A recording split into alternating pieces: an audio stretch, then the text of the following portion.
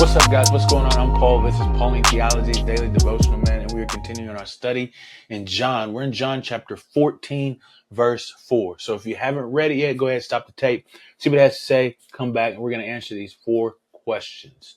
If you have read it already, hey, let's wait no further, man. Let's go ahead and jump on in, man. What's going on? What's happening in the scriptures? That's the first question we ask.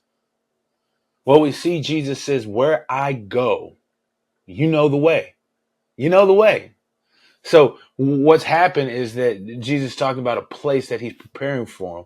The thing that he's doing to prepare that is the death on the cross so that we might have life with him. And so because he says he goes to prepare a place and he's going to receive us to himself, that means he's going to come back and get us, man. He's going to take us there. He says, we know the way. You know the way. Well, what's the way? We're going to see that Thomas later on in the next session got a question.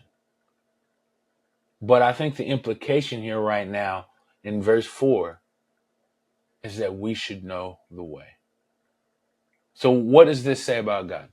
Well, first off, he expects us to know the way. Well, what is the way? That's the question, man. We see in the scriptures, especially just a second ago, the service that God commands and calls for us as he exemplified in his example by washing the feet of the disciples. But after that, saying that we should be loving one another and serving one another. Well, that's the way. Of course, Jesus is the way. We're going to see that. He's the way, the truth, and the life. But the way in which Jesus is speaking of is a lifestyle, and it's a way in which we live. See, later on in Acts, if you read through that, which, man, we probably will sometime soon to go through and discuss the Acts of the Apostles. I was thinking about that, so we are coming to a close in here. We got a long ways to go, guys. We've still got about, I think, 7-8 more chapters, something like that. But be thinking about where you guys want to read next in the New Testament. The Old Testament, I think we're going to be in Exodus. But think about that as well, an Old Testament book you might want to go through. But I'm sorry, I sidetracked. The way is in Acts, it talks about the people of the way, followers of the way. And this is followers of Jesus, of course, but it's also the lifestyle in which he lives. And so as Jesus speaks to his disciples, as he's been talking with them over and over, he expects them to understand and know the way. It's because he has explained it to them many times. So what does this say about man? Is that we should know the way, but we should also find our way in Christ.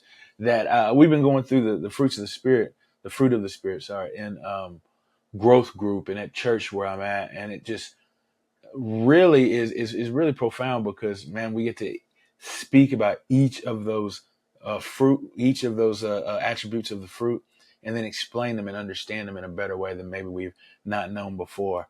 But the thing is that the Spirit of God is the one who moves us to do those things, to live the life of virtue that he's called us to. And those attributes of the fruit is the way that we should live because it's in service, it's in love, it's in commitment to one another. It's love, joy, peace, patience, kindness, goodness, faithfulness, and self-control.